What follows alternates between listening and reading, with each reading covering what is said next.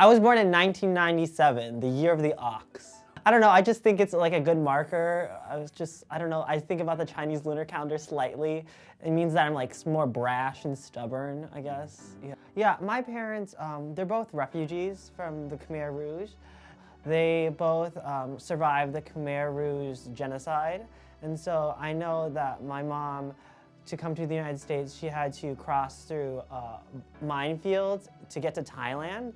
And so I know she told stories to me when I was younger. She had to run through minefields and she would see people that she would be running with who's also seeking asylum in Thailand just die because they would step on minefields. Well, I didn't hang out with many people until like 5th grade, like 10 or 12, because my parents were just very paranoid about the world around us.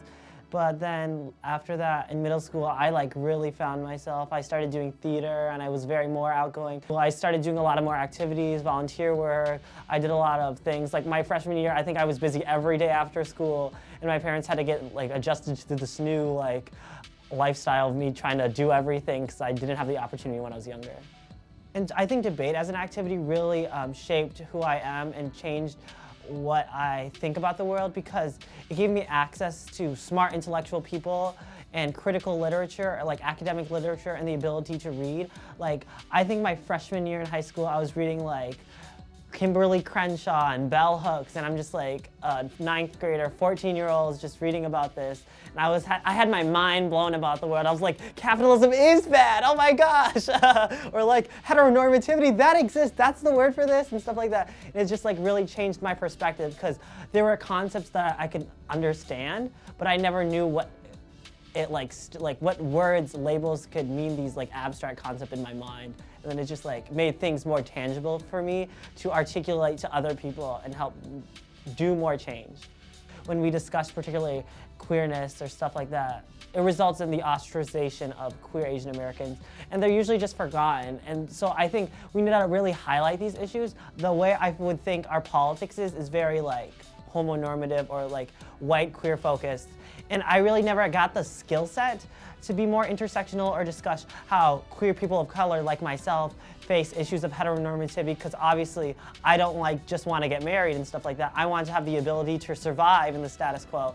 And so when I was reading that, it's like queer people of color need to be the forefront of these movements. They have to have the say of what's going on. They don't need to just be tokens within the movement and just be like, oh my gosh, we have queer people of color, but they need to be leading our movements because they face structural oppression at the unique intersections that like are key to help dismantle these systems of oppression.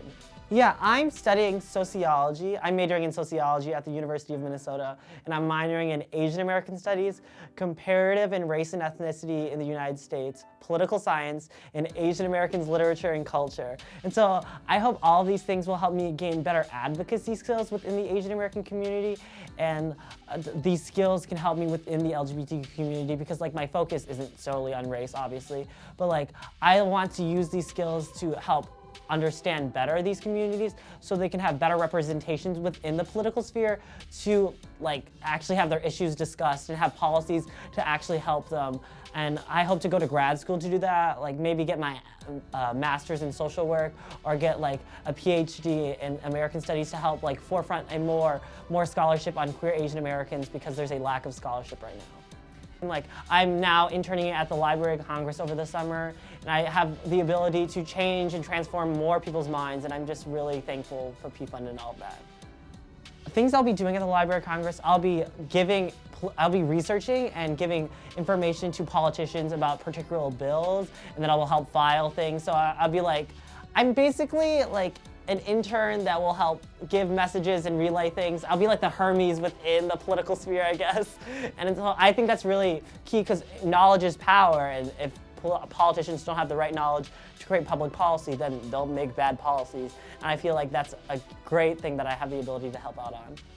I think PFund is great. I think they're giving me the opportunity, like winning the PFund scholarship has really given me the opportunity to continue my advocacy work, because one of the key reasons I applied for the scholarship was because I don't have the financial resources myself as a second-generation Asian American immigrant that's queer to pay for school. School is expensive, and so I would have to make a choice between taking a job, working, or helping out the community. And P-Fund has given me the opportunity to continue what I'm passionate about by giving me the financial resources to continue helping out the community where I can be financially stable and still go to school. And I'm really thankful for that.